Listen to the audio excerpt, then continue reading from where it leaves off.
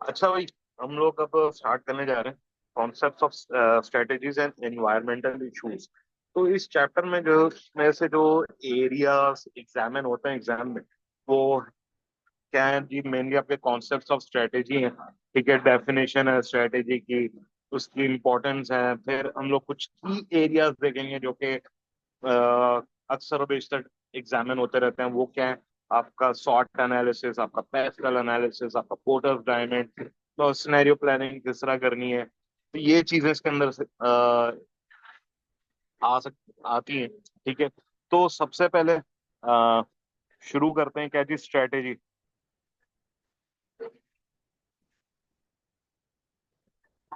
Strategy क्या है? ठीक है, तो स्ट्रेटेजी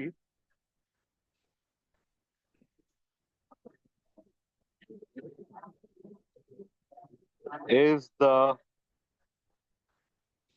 लॉन्ग टर्म। यार एक तो ये दा पता नहीं कैसा लिखा है मैंने, खैर। Is the long term direction of the organisation.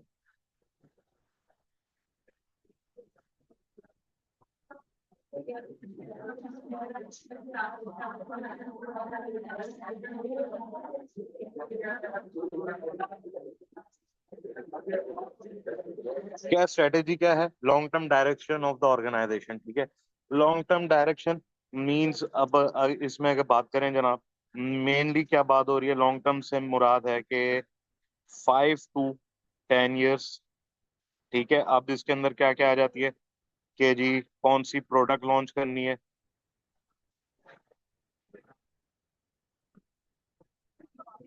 अच्छा जी, कौन सी मार्केट टारगेट करनी है।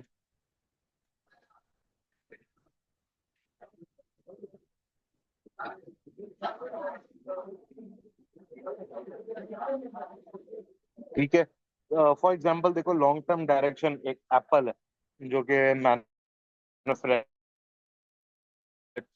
है किसके, आईफोन्स के। तो इन्होंने क्या, इनकी लॉन्ग टर्म स्ट्रेटेजी थी कि जी मैन्युफैक्चरर थे यूजर फ्रेंडली डेस्कटॉप कंप्यूटर्स के। फिर उन्होंने कहा कि जी हमें अब अपनी प्रोडक्शन बढ़ानी है, अपनी प्रोडक्ट्स बढ़ानी है, पोर्टेबल डिवाइसेस की तरफ जाना है। तो ये आईफोन्स की तरफ, फिर iPads, I max, music content, और अब तो ये स्मार्ट कार्स और स्मार्ट ग्लासेस की तरफ भी जा रहे हैं। इनफैक्ट अब इनका ये प्लान बन रहा है कि यार स्मार्ट ग्लासेस को ज्यादा टारगेट करना है। ठीक है, तो अब बात करते हैं कि जी करेक्टरिस्टिक्स क्या होती हैं स्ट्रेटेजिक डिसीजंस की।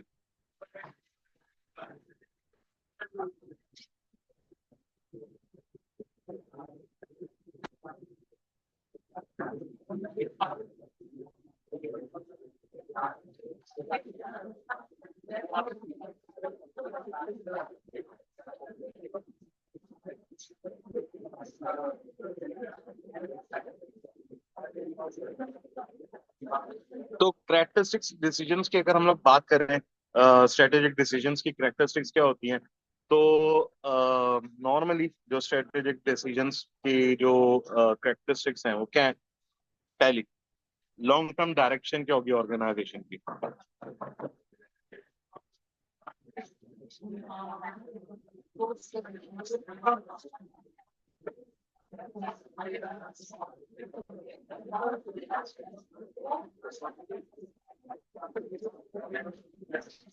ठीक है, एक ऑर्गेनाइजेशन की लॉन्ग टर्म डायरेक्शन क्या होगी, किस पे वो फोकस करेंगे, कौन सी प्रोडक्ट पे फोकस करना है, किस मार्केट पे प्रोडक्ट वो करना है, फोकस करना है।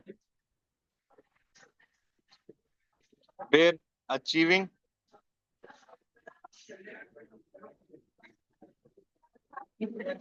सम एडवांटेज फॉर द ऑर्गेनाइजेशन।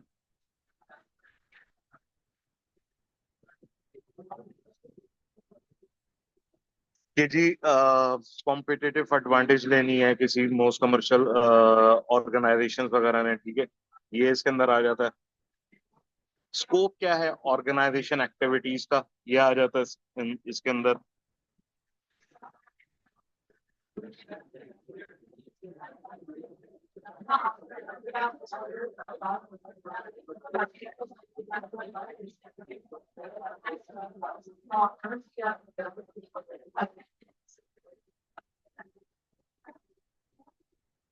ठीक है, किसी भी ऑर्गेनाइजेशन का स्कोप क्या है, एग्जांपल किस प्रोडक्ट में, सर्विस में, मार्केट्स में इन्होंने फोकस करना है। अच्छा जी। फिर और इसके अंदर क्या आ जाता है, how the organisation activities.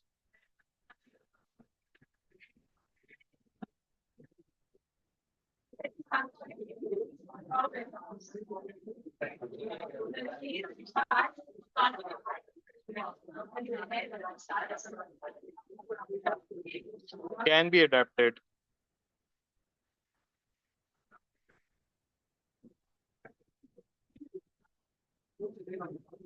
To fit the environment.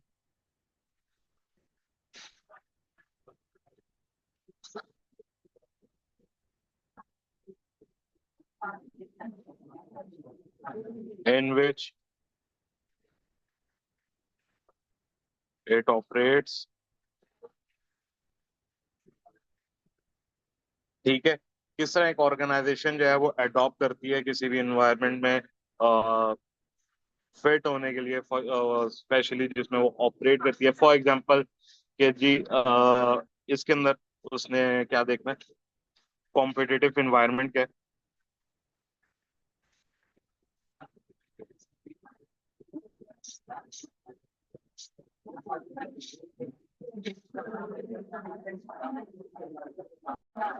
ठीक है, फॉर एग्जांपल जी मार्केट की जो नीड्स हैं उसको मीट करना है। इसके अंदर फाइनेंशियल एनवायरनमेंट आ जाता है।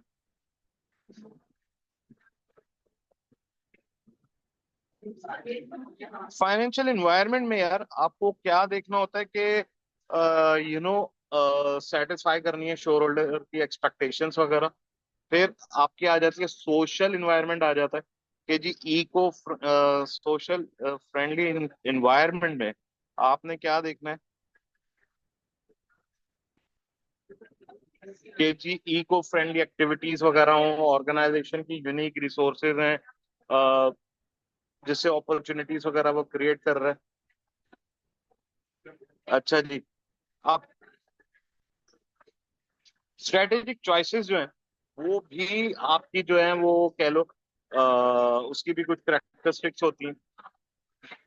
ठीक है, तो क्या होती हैं भाई स्ट्रेटेजिक चॉइसेस।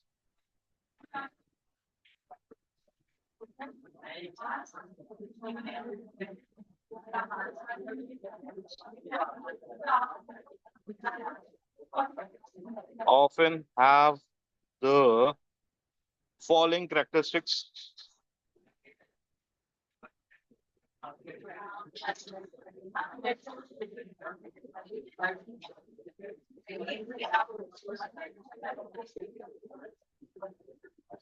ठीक है, अब वो क्या है भाई, देखो कॉम्प्लेक्स इन नेचर होते हैं।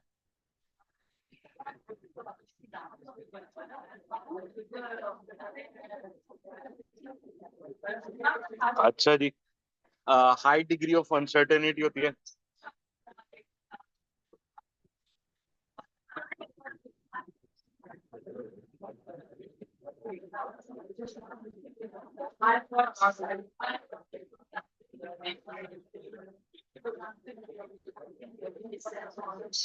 अच्छा जी। एक डिमांड होती है इंटीग्रेटेड अप्रोच की कि जी ऑर्गेनाइजेशन को किस तरह मैनेज करना है। तो वो इंटीग्रेटेड अप्रोच जो नहीं चाहिए कि जी हर चीज एक दूसरी चीज से कनेक्टेड हो। ठीक है, तो likely to demand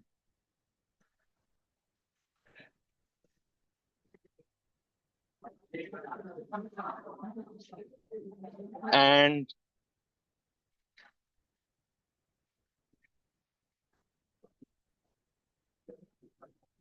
integrated approach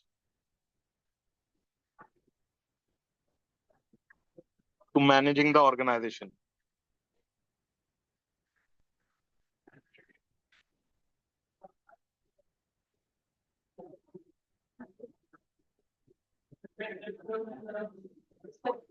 ठीक है, अच्छा जी, और क्या होता है इसके अंदर?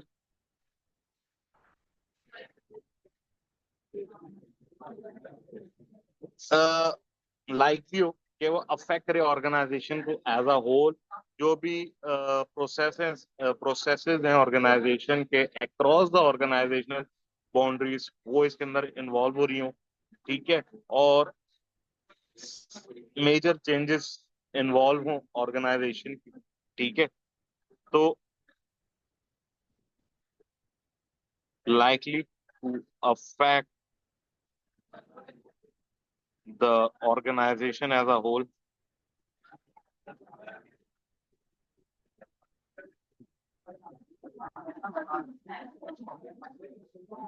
and require processes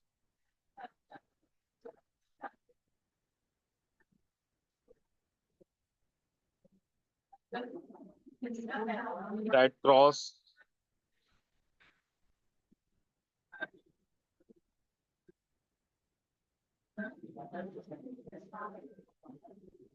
operational boundaries within it। अच्छा भाई, एक मैसेज आया। ठीक है, और मैसेज ये है कि सर एक एक चीज लिखवा क्यों रहे हो यार, नोट्स दे दो और लेक्चर दे दो भाई, टाइम बचाओ। तो भाई लिखवाने का मकसद, एक एक चीज लिखवा के करवा रहा हूँ ताकि एक एक चीज क्लियर हो। साथ साथ लिखवा रहा हूँ, साथ साथ देख रहे हो, पढ़ रहे हो, तो इससे होगा कि आपके जहन में चीजें बैठती चली जाएंगी। एंड में एक रिवीजन करोगे, चीजें याद आ जाएंगी, और लिखा हुआ इंसान कभी भूलता नहीं है। ठीक है, इसलिए एक एक चीज लिखवा रहा हूँ ताकि भाई साथ साथ चीजें याद होती चली जाए। और यही मेरी एक प्रैक्टिस चलती थी हमेशा से। ठीक है, so likely to involve major change in organisation. तो इसलिए जो है वो एक एक चीज लिखवा रहा हूँ, हालांकि ये सारी चीजें मेरे पास ऑलरेडी लिखी हुई और बनाई हुई पड़ी हुई हैं, सारे नोट्स वगैरह। लेकिन फिर भी ठीक है। तो एनीवेज, आई होप यहाँ तक क्लियर है। अब है थ्री पार्ट मॉडल की बारी।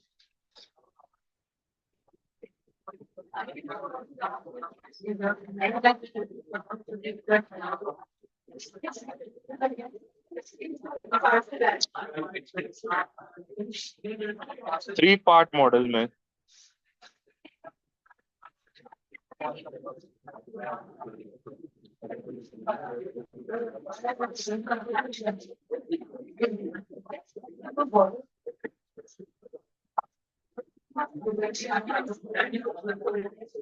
चलो जी, स्ट्रेटेजिक एनालिसिस आ जाता है मेरे पास।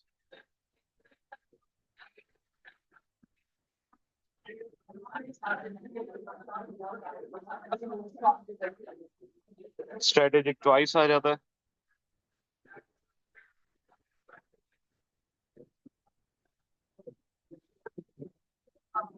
और स्ट्रेटेजिक इम्प्लीमेंटेशन आ जाता है।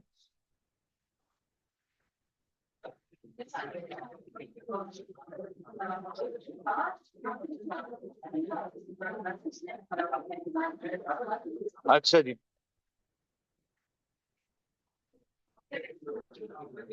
अब देखो भाई, जो आपका स्ट्रेटेजिक एनालिसिस है ना, वो क्या करता है, वो कंसीडर करता है इम्पैक्ट इंटरनल और एक्सटर्नल इन्वायरमेंट्स का आपकी स्ट्रेटेजी पे, जो भी ऑर्गेनाइजेशन बना रही है। इसको आप स्ट्रेटेजिक पोजीशन भी कहते हो। ठीक है, तो it considers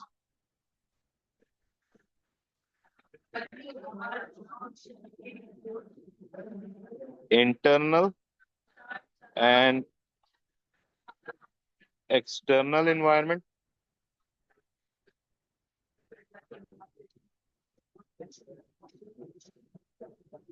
on strategy of an organisation. अच्छा भाई, आई होप यहाँ तक बात क्लियर है। अच्छा, स्ट्रेटेजिक चॉइस क्या करता है? It involves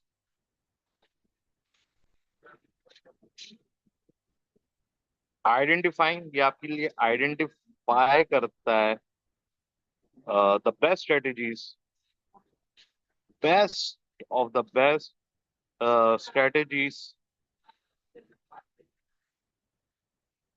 for an organisation. ठीक है, for an organisation and methods, और जो मेथड्स हैं इससे रिलेटेड जो आपने परसू करनी है फ्यूचर, वो इसके अंदर आ जाती हैं। अच्छा जी, आप स्ट्रेटेजी इम्प्लीमेंटेशन क्या करता है? ये डील करता है, deals with practicalities of forming and implementing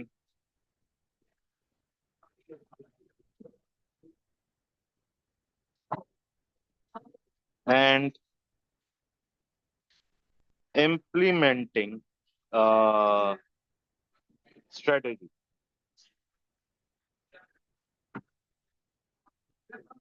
ठीक है, ऑल्दो लॉजिकल लगता है कि भाई 3 स्टेप्स हैं, आप ले रहे हो लीनियर फैशन में, फॉर एग्जांपल के एनालिसिस कर रहे हो, फिर चॉइस कर रहे हो, फिर इम्प्लीमेंट कर रहे हो। लेकिन मॉडल जो है वो रिकग्नाइज करता है इन प्रैक्टिस की जो डेवलपमेंट होती है स्ट्रेटेजी की, वो लीनियर नहीं होती। फॉर एग्जांपल एनालिसिस जो है स्ट्रेटेजी के वो तभी हो सकते हैं जब एक दफा स्ट्रेटेजी हो जाए, तो उसको आप ट्राई बना कर लें उस स्ट्रेटेजी को। और जो ये सर्कल बनाया है ओवरऑल, वो एम्फिसाइज कर रहा है हर स्टेज को, किसी भी टाइम कर सकते हो और अल्टरनेटिवली भी कर सकते हो। ठीक है। अच्छा भाई,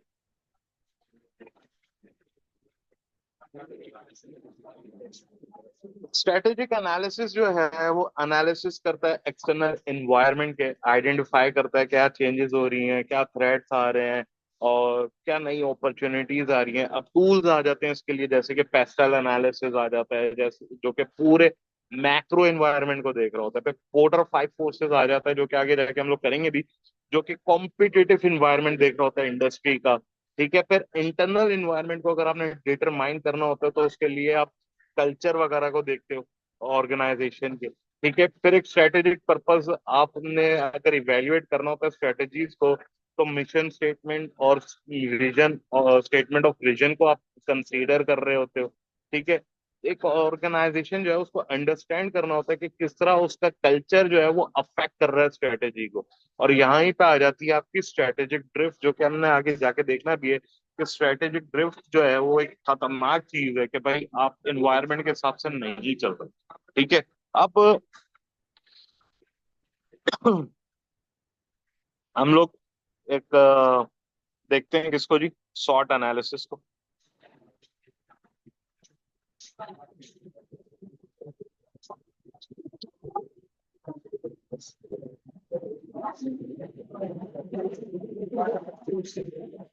शॉर्ट एनालिसिस में मेरे पास क्या आ जाता है? एस मेरे पास आ जाता है, डब्ल्यू मेरे पास आ जाता है, ओ मेरे पास आ जाता है, टी। ठीक है, एक सेकंड जरा इसको।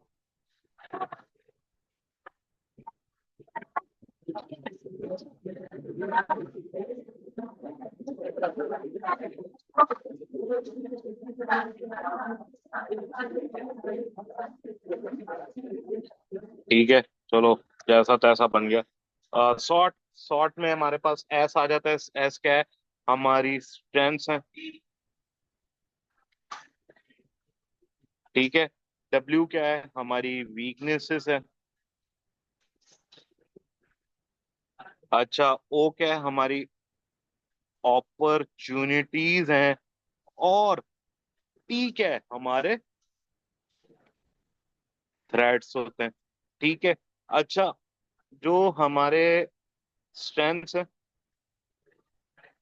इंटरनल फैक्टर है। वीकनेसेस क्या है हमारी, आ, ये भी इंटरनल फैक्टर्स है। ठीक है। अच्छा, ओ क्या है, वो एक्सटर्नल फैक्टर्स हैं, और यानी कि अपॉर्चुनिटीज क्या है, एक्सटर्नल फैक्टर्स हैं। और टी क्या है, वो एक्सटर्नल फैक्टर्स हैं। ठीक है। स्ट्रेंथ्स जो है वो इंटरनल पॉजिटिव्स कह लो, और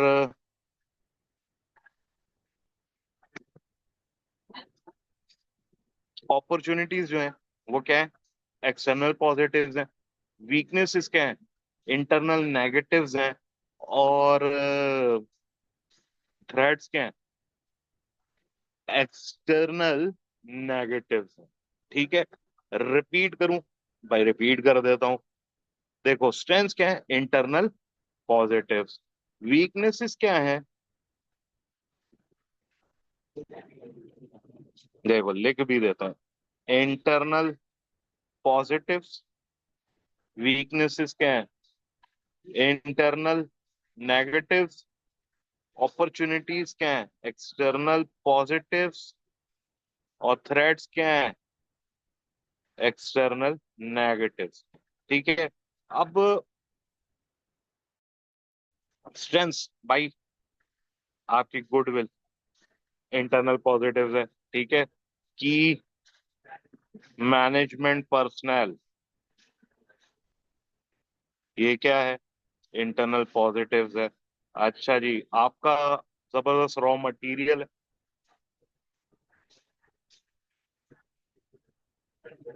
आपकी मशीनरी है, आपकी स्किल्ड लेबर है। ये क्या है, आपकी स्ट्रेंथ्स हो। अच्छा, वीकनेसेस क्या है,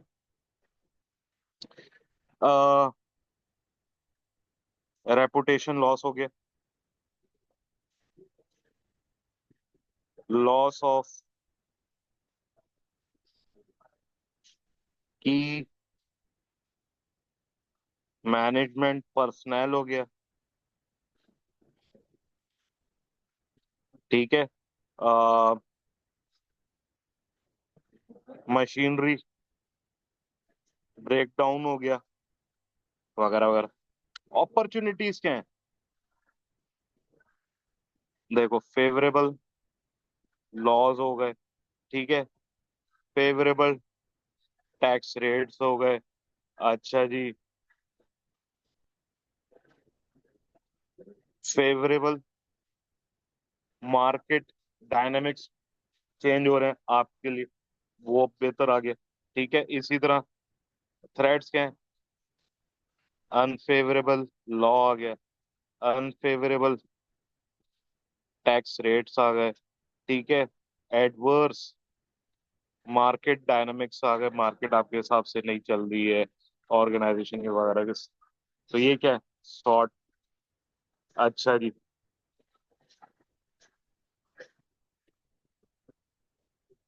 आप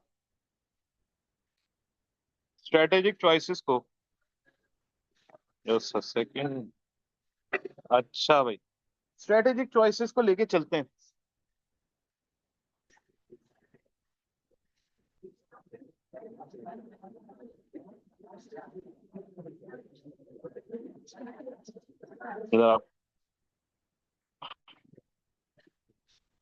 स्ट्रेटेजिक चॉइसेस क्या करती है अभी,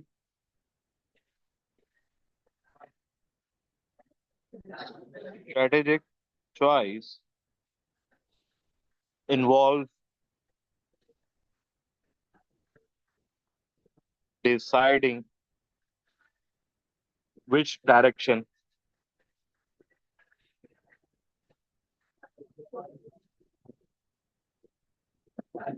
an organization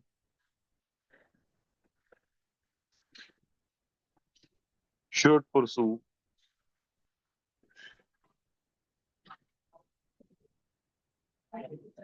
and how to proceed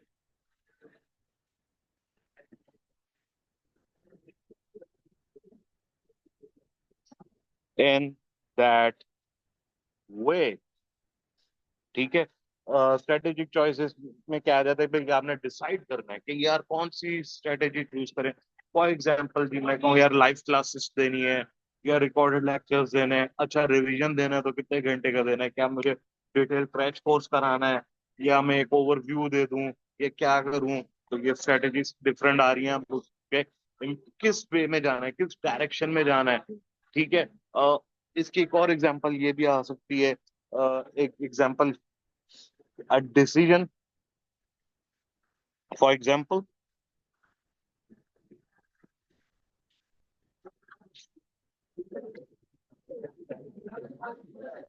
decision to diversify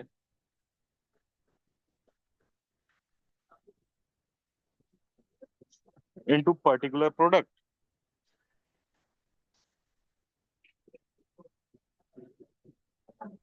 भाई किसी पर्टिकुलर प्रोडक्ट में मैंने अगर डाइवर्सिफाई करना है तो कौन सी प्रोडक्ट वगैरह में जाऊं।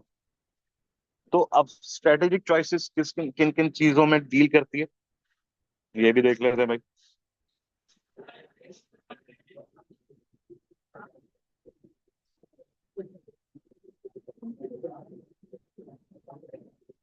स्ट्रेटेजिक चॉइस में डील विद वन और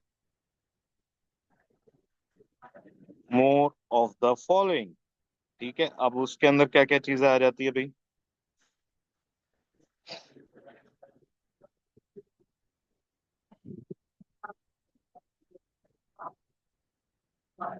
अच्छा जी, अब इसके अंदर क्या आ जाता है पहले।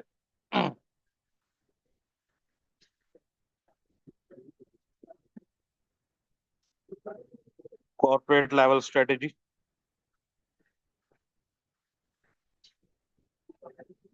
relating to portfolio management questions,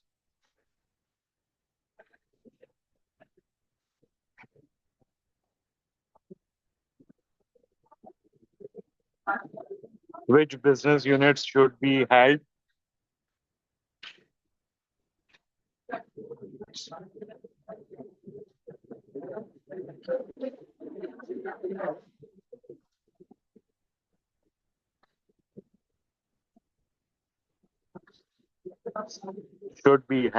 acquired,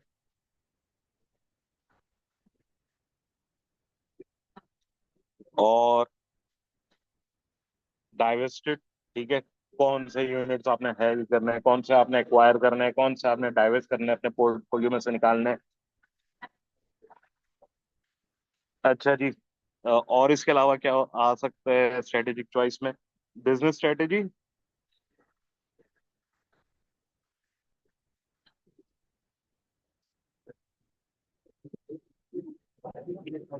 for corporate for competing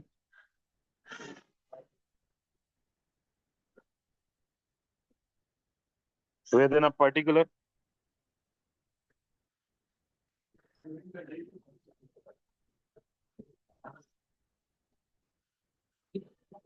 business area. ठीक है, केवल जी, फॉर एग्जांपल अब आपने कोई भी एक बिजनेस एरिया, अब उसके अंदर आपके पास दो तरह की जो है वो स्ट्रेटजीज आ सकती हैं। एक आ सकती है आपकी कॉस्ट लीडरशिप है कि यार लोएस्ट कॉस्ट स्ट्रक्चर हो उस इंडस्ट्री में। दूसरा क्या है, डाइवर्सिफिकेशन, कि भाई आप प्रीमियम कॉस्ट चार्ज करो लेकिन मार्केट में वैसे यूनिक फीचर्स किसी के पास ना हो। फिर और क्या हो सकता है भाई इसके अंदर। International strategy,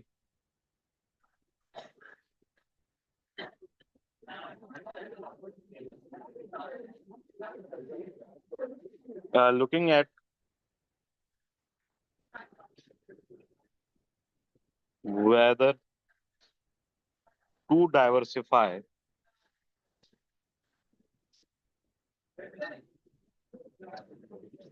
into international markets, कि भाई अपने मुल्क में ही सेल करनी है प्रोडक्ट्स वगैरह, वो मार्केट करना है या इंटरनेशनल मार्केट्स में भी जाना है। ठीक है, और उसके अलावा क्या हो सकता है भाई? आपने एक्विजिशंस करनी है, अलायंसेस करनी है। एक्विजिशन और अलायंसेस के लिए के थ्रू चलना है, कि मेथड को आपने एडॉप्ट करना है, या वाइस वर्सा, ठीक है, या फिर आपने ऑर्गेनिक चलना है वगैरह वगैरह। फिर आपके पास आ जाती है strategic implementation.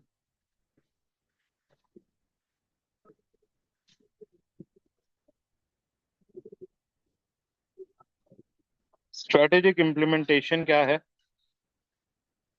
It involves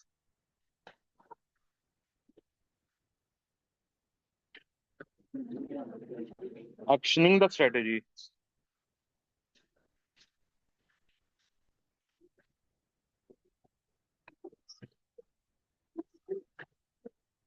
after an evaluation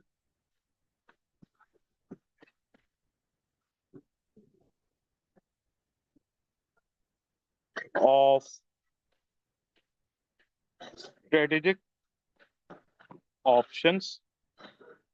ठीक है, आपके ऑप्शंस क्या हैं, उनके इवेलुएट करने के बाद आप उसके ऊपर इम्प्लीमेंट कर रहे हैं उन मैथोलॉजीज के ऊपर, और अब आपने काम वगैरह शुरू कर दिया, उसको इम्प्लीमेंट करना शुरू कर दिया, सिंपल।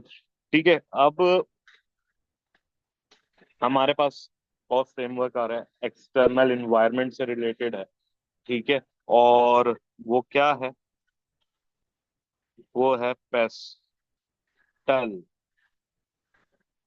पेस्टल फ्रेमवर्क है जो कि एक्सटर्नल इन्वायरमेंट को देखता है। ठीक है, पेस्टल, PESTE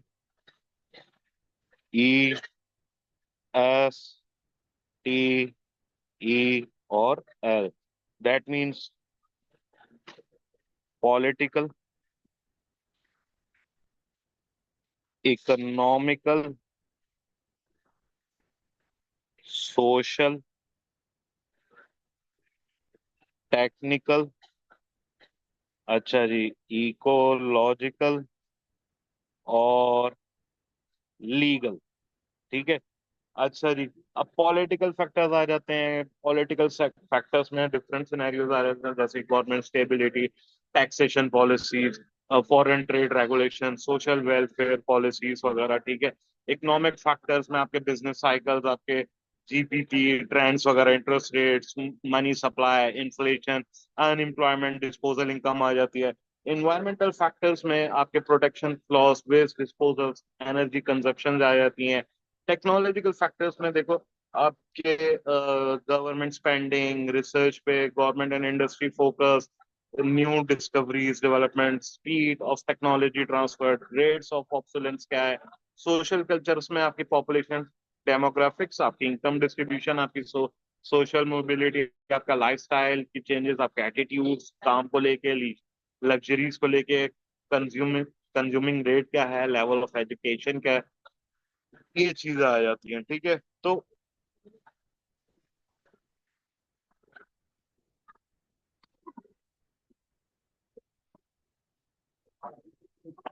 अच्छा जी, क्या आ जाता है भाई? गवर्नमेंट स्टेबिलिटी आ जाती है,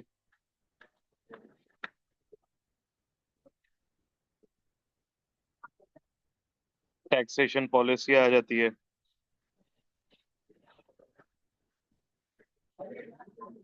अच्छा, और क्या आ जाती है?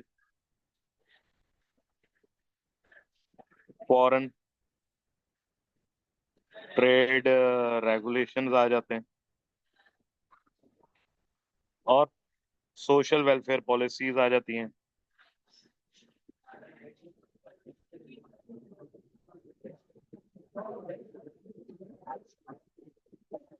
अच्छा जी,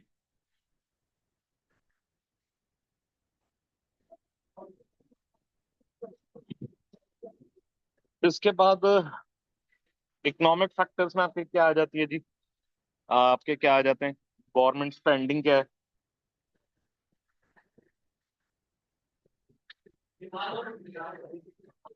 अच्छा जी, गवर्नमेंट पॉलिसी ऑन ट्रेड क्या है?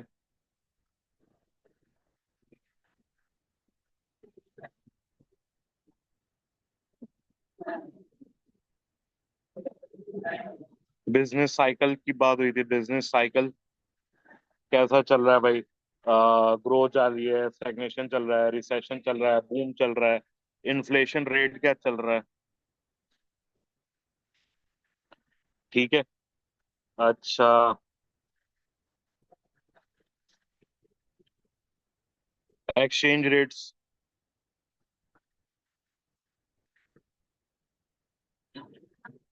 अच्छा जी, टैक्स लेवल्स क्या हैं? इंटरेस्ट रेट्स क्या हैं? और उसके अलावा फिर आप चलें सोशल। सोशल में क्या है? एटीट्यूड क्या है लोगों का टूवर्ड्स प्रोडक्ट और सर्विसेज?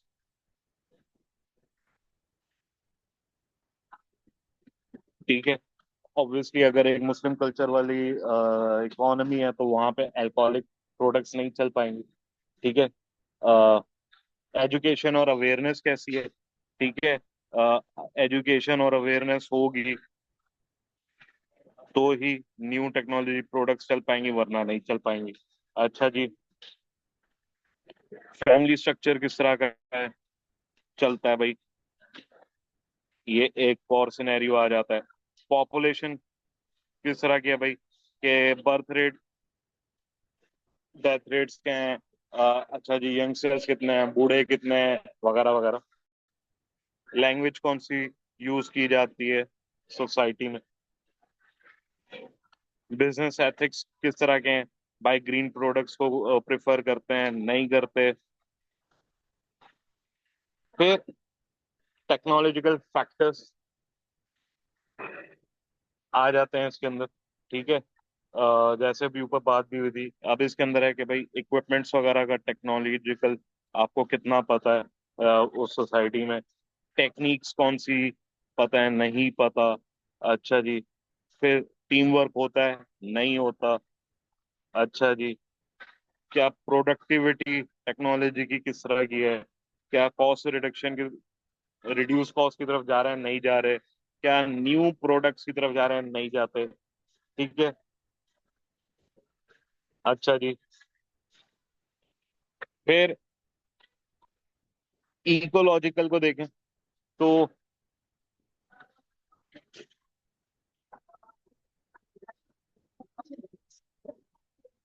यहाँ पे थोड़ा कलर चेंज करना पड़ेगा क्योंकि मिक्स हो रहा है, तो करते हैं जरा। अच्छा जी। क्या सेविंग्स हो रही है थ्रू मिनिमाइजेशन ऑफ वेस्ट? ये इसके अंदर एक फैक्टर आ जाता है, मिनिमाइजेशन ऑफ वेस्ट के थ्रू सेविंग हो रही है या नहीं हो रही? क्या वेस्ट प्रोडक्ट्स और इन्वायरमेंटल प्रोडक्ट्स की वजह से न्यू मार्केट्स डेवलप हो रही हैं उस सोसाइटी में? एनर्जी टैक्सेस हैं बहुत सी, कंट्रीज में अभी होने लग गया है कि अभी एनर्जी सेव करने के लिए जो वो प्रोडक्ट्स जिसमें एनर्जी ज्यादा कंज्यूम होती है उस पर टैक्स ज्यादा लगा रहे हैं, उसको डिस्करेज करने के लिए। अच्छा जी। अब लीगल फैक्टर्स में क्या आ जाता है? लीगल फैक्टर्स में आपके पास एम्प्लॉयमेंट लॉ आ जाते हैं, कॉर्पोरेट लॉ आ जाते हैं।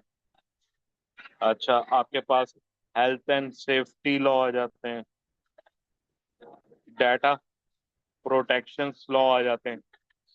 अब एक चीज और फाइनली कि यार ये पॉलिटिकल और लीगल को लोग एग्जामिनेशन में मिक्स कर देते हैं, तो भाई मिक्स नहीं करना। ये दोनों अलग अलग हैं। ठीक है। आप देखो भी वो गवर्नमेंट के लिहाज से, टैक्सेशन पॉलिसीज के लिहाज से, फॉरेन ट्रेड पॉलिसी के लिहाज से पॉलिटिकल, जबकि लीगल के अंदर सिर्फ लॉस रिलेटेड डिस्कशन है। तो इसको मिक्स नहीं कर देना भाई, ये गुनाह है। ये गुनाह है ये, और अगर आपने कर दिया तो ये ऐसा पाप है कि आपके मार्क्स उड़ा देगा। ठीक है। अच्छा भाई।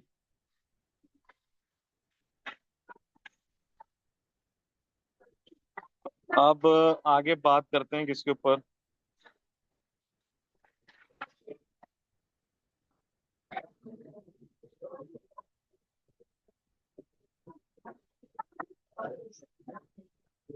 की ड्राइवर्स ऑफ चेंज। की ड्राइवर्स ऑफ चेंज में हमारे पास सबसे पहले आ जाता है कि जी पेस्टल फैक्टर्स ने जो है वो देख लिया कि जी लिस्ट ऑफ इन्फ्लुएंसेस के एक्सटर्नल एनवायरनमेंट कौन कौन से जो हैं जो कि एक ऑर्गेनाइजेशन को हेड कर रहे हैं। अब कौन से ड्राइवर्स हैं जो कि एक ऑर्गेनाइजेशन को चेंज की तरफ इन्फोर्स कर रहे होते हैं। एक तो ये कि भाई मार्केट ग्लोबलाइजेशन। मार्केट ग्लोबलाइजेशन जो है वो कुछ मार्केट्स में अब क्या देखिए कस्टमर नीड्स और वांट्स को देख रही होती है, उससे सिमिलर हो रही है। फॉर एग्जांपल देखो मैकडोनल्ड्स या जारास जो है वो लीड कर रहे हैं ग्लोबल कस्टमर्स के अंदर, ग्लोबल सप्लायर्स के अंदर। ठीक है। तो मार्केट ग्लोबलाइजेशन में अगर आपने जाना है तो भाई कस्टमर नीड्स एंड वांट्स को आपने बहुत फोकस करना है। ठीक है। दूसरा जो की ड्राइवर है वो क्या है, ग्लोबल कम्युनिकेशन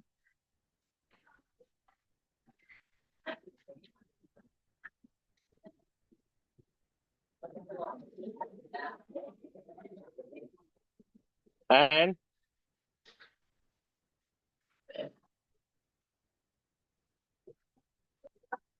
डिस्ट्रीब्यूशन चैनल्स। ठीक है। अब उसके अंदर क्या चीजें आ जाती हैं भाई, फॉर एग्जांपल इंटरनेट है, कॉस्ट रिडक्शन की तरफ जा रहा है, आपके पास अपॉर्चुनिटीज आ रही हैं कि आप ग्लोबल मार्केटिंग कर सकते हैं अपने ब्रांड्स वगैरह की, जैसे कि भाई हैंड्स है, नेस्ले, एक और फेमस ब्रांड है भाई अकाउंटेंसी, ग्लोबल मार्केटिंग कर रहे होते हैं और उस कम कॉस्ट में ज्यादा कस्टमर्स तक रीच हो जाती है। फिर एक और है, वो है cost globalisation. Cost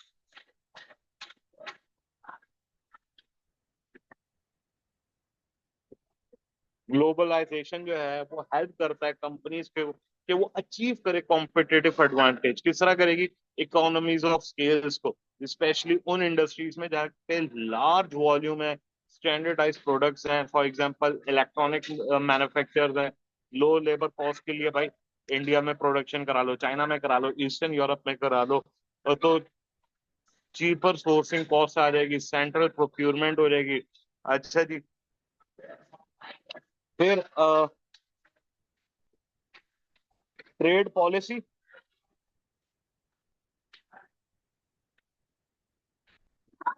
and technical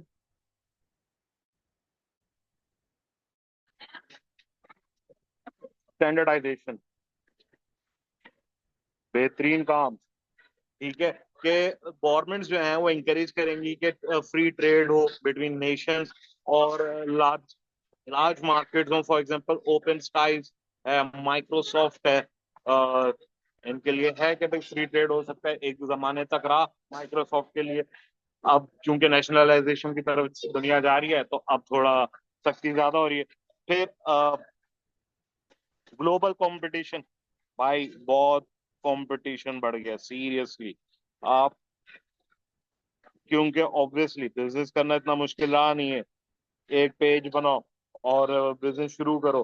तो भाई एक डिसएडवांटेज भी है हमारे लिए कि यार इतना कंपटीशन बढ़ गया है, मार्केटिंग और शुरू हो जाओ, काम करना आसान है तो भाई हर कोई घुस जाता है। तो ऑब्वियसली एक डिसएडवांटेज भी है कि जी जहाँ एडवांटेज है वहाँ डिसएडवांटेज भी है कि एक्सपोर्ट इंपोर्ट्स और ये सारी चीजें, कोड शेयरिंग, मतलब एक तरह से डिसएडवांटेज क्या है कि भाई बहुत सारे कॉम्पिटिटर्स खड़े हो गए।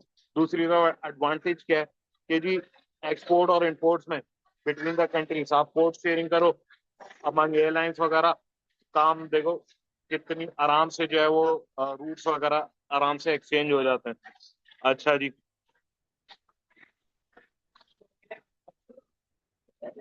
अब आओ किसके ऊपर आएंगे हम, स्ट्रेटेजिक ड्रिफ्ट के ऊपर आएंगे।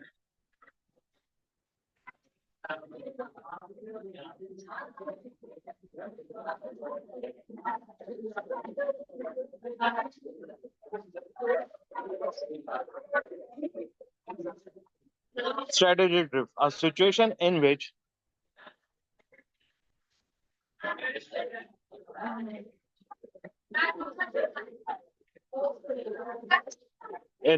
the organization strategy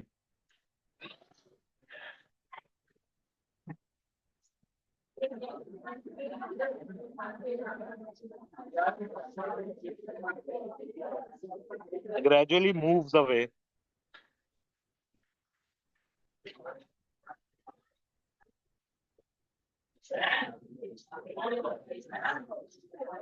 from the forces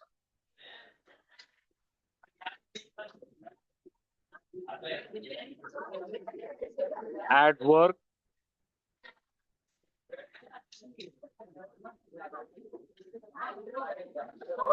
in its environment. ठीक है, स्ट्रेटेजिक ड्रिफ्ट क्या है? सिचुएशन जहाँ पे ऑर्गेनाइजेशन ग्रेजुअली मूव हो रही है लेकिन एनवायरनमेंट ज्यादा तेजी से मूव हो रहा है। ठीक है, ग्रेजुअली चेंज स्ट्रेटेजी में आपका आ रहा है, जबकि ड्रिफ्ट विजन जो है कि एनवायरनमेंट उससे बहुत तेजी से बढ़ रहा है। ये तब होता है जब स्ट्रेटेजीज जो है वो आपकी उसकी जो प्रोग्रेशन है या उसकी जो प्रोग्रेस है वो बहुत वो फेलियर की तरफ जा रही है, जबकि एनवायरनमेंट जो है बहुत तेजी से जा रहा है, तो आपकी परफॉर्मेंस गिरने की वजह से आप पीछे रह जाते हो। ठीक है, ये देखो भाई, ये एनवायरनमेंट यहाँ पहुंचा हुआ है और आपके फेलियर्स की वजह से, आपकी खराब स्ट्रेटेजीज की वजह से आप यहाँ लाया कर रहे हो। अब जो एनवायरनमेंट है वो ये गैप है, ये गैप नहीं फिल करोगे तो भाई आप पीछे ही रह जाओगे। ऑब्वियसली आप सरवाइव नहीं कर पाओगे। तो इसको, इस गैप को आपने जल्द से जल्द कम करना है और अपने आप को एनवायरनमेंट के पास लेकर आना है। अच्छा जी, आप आ जाते हैं हमारे पास पोर्टर्स डायमंड।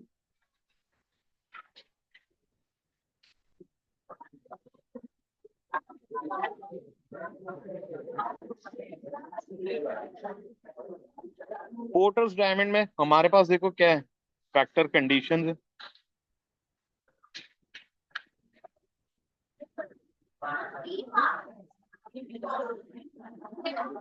अच्छा जी, डिमांड कंडीशंस है।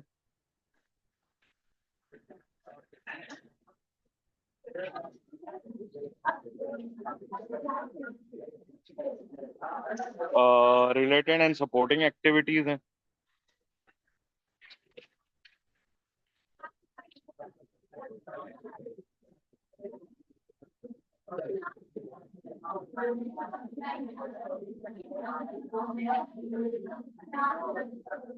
और यहाँ पे आपकी क्या है, स्ट्रेटेजी स्ट्रक्चर एंड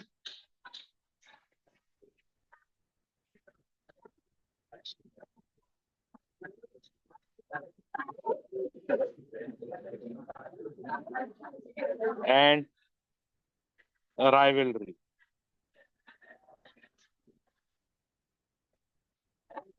ठीक है, फैक्टर कंडीशंस जो है वो क्या है जी, पोर्टर क्लासिफाई करता है उन कंडीशंस को या उन स्टेप्स को कि जनरल यूज फैक्टर्स होते हैं कि अनस्किल्ड लेबर है, रॉ मटेरियल मौजूद है, स्पेशल फैक्टर्स देख रहा होता है कि इन्वेस्टमेंट और इनोवेशन किस तरह की है। ठीक है, जैसे जी फैक्टर कंडीशंस में आप कह लो कि इनोवेटिव प्रोडक्ट्स,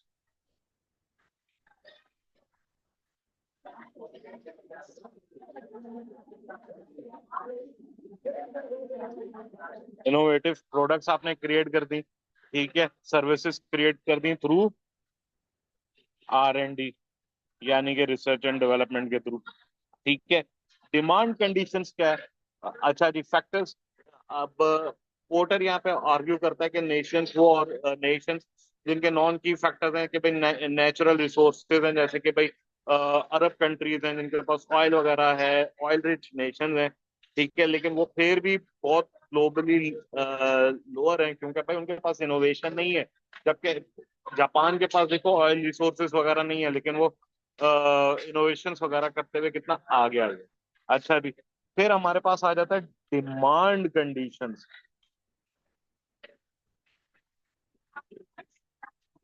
अब ये किस तरह चल रहे होते हैं नेशन, ये कहता है भाई हाई क्वालिटी प्रोडक्ट्स होती हैं,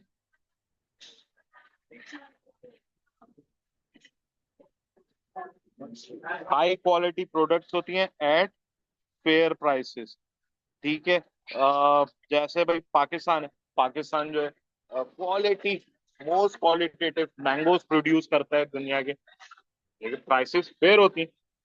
ठीक है। अच्छा जी। फिर आप आ जाओ रिलेटेड एंड सपोर्टिंग एक्टिविटीज की तरफ। तो यहाँ पे आपको मिलेगी क्या? प्रेजेंस ऑफ कॉम्पिटिटर्स भी होंगे। अच्छा जी। सप्लायर्स भी होंगे और रिलेटेड इंडस्ट्रीज भी होंगी। फॉर एग्जाम्पल, सिलिकॉन वैली है, डेट्रॉयड है, कैनरे है, प्रोफेशनल सर्विसेज फर्म्स वगैरह हैं। ठीक है। अब आ जाओ स्ट्रेटेजी स्ट्रक्चर एंड और उसकी तरफ, राइवलरी की तरफ। ठीक है, तो यहाँ पे आपने क्या देखनी है?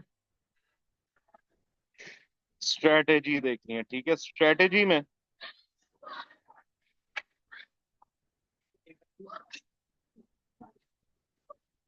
इसमें आप कह लो countries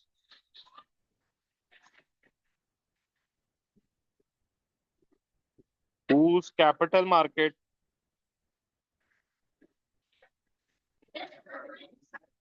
take short run outlook will tend to be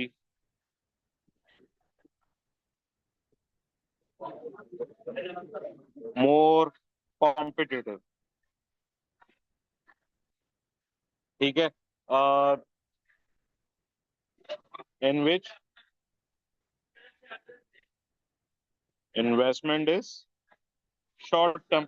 अच्छा जी, कंट्रीज जिनके capital market short run outlook को देख रही हैं, जैसे कि यूएस वगैरह, वो कंपटीशन कॉम्पिटिटिव इंडस्ट्रीज में वहां इन्वेस्टमेंट करे होंगे जहां पे शॉर्ट टर्म होगा। फॉर एग्जांपल कंप्यूटर इंडस्ट्री वगैरह। फिर स्ट्रक्चर इसके अंदर एक और सिनेरियो आ जाता है किसका? स्ट्रक्चर का।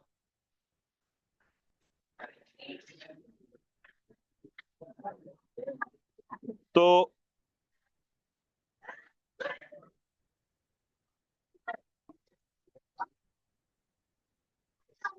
अच्छा जी, स्ट्रक्चर के ऊपर आ जाए तो कुछ कंट्रीज जो हैं वो ओरिएंटेड होती हैं पर्टिकुलर स्टाइल ऑफ मैनेजमेंट की तरफ। ठीक है, वो कंट्री जो है वो कॉम्पिटिटिव होती है उन इंडस्ट्री में जाके, स्टाइल ऑफ मैनेजमेंट जो है वो बेस्ट सूट कर रहा होता है उनको। ठीक है।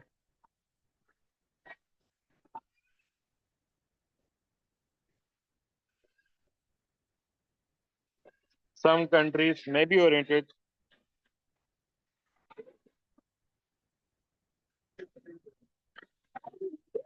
towards particular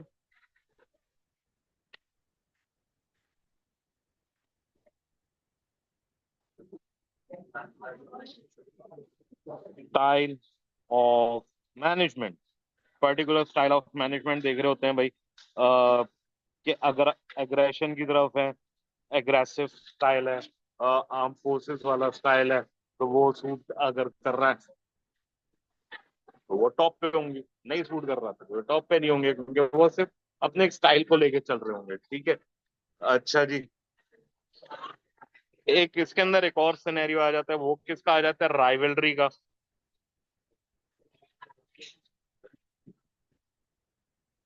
राइवलरी में आप पोर्ट क्या आर्ग्यू करता है कि इंटेंस कंपटीशन जो है वो ड्राइव करता है इनोवेशन को, कि जितनी कंपटीशन होगा उतना लोग जो है वो इनोवेशन की तरफ जाएंगे। ठीक है।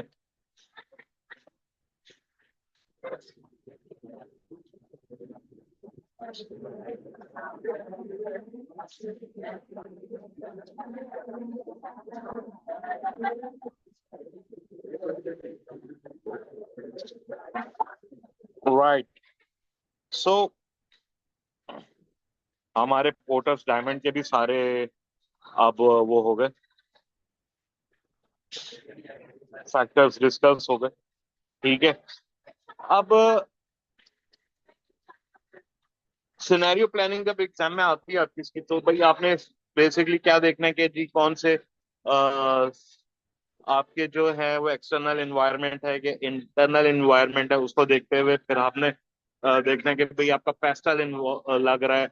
आगे जाके पढ़ोगे जब कॉम्पिटिटिव एनवायरनमेंट आएगा कि भाई अगर कंपटीशन है तो भाई आपका बॉर्डर 5 फोर्सेस अप्लाई हो रहा है कि शॉर्ट होना है। ठीक है, पोर्टर्स डायमंड अगर नेशनल इश्यूज वगैरह को आ रहा है तो वो देखते हुए आपको एक फ्लेवर मिल जाएगा सिनेरियो के अंदर किस तरफ चीजें जा रही हैं। उसको देखते हुए आपने ये अप्लाई करना है। ठीक है, और ये आपको इसकी मजीद प्रैक्टिस तब भी होगी जब हम लोग इससे रिलेटेड क्वेश्चंस वगैरह जो हैं वो सॉल्व करेंगे क्लासेस में अपकमिंग। ठीक है, तो आई होप यहाँ तक जो है वो चीजें आपको क्लियर होंगी। ठीक है, कोई सवाल वगैरह हो तो व्हाट्सएप पे आप मुझे पूछ सकते हो, और इसका फीडबैक लेक्चर का आप मुझे व्हाट्सएप पे या दे सकते हो। ठीक है, दोगे तो अच्छी बात है भाई, इतनी मेहनत करिए। थैंक यू वेरी मच, और अगले लेक्चर में फिर मुलाकात होगी, तब तक के लिए टाटा बाय बाय।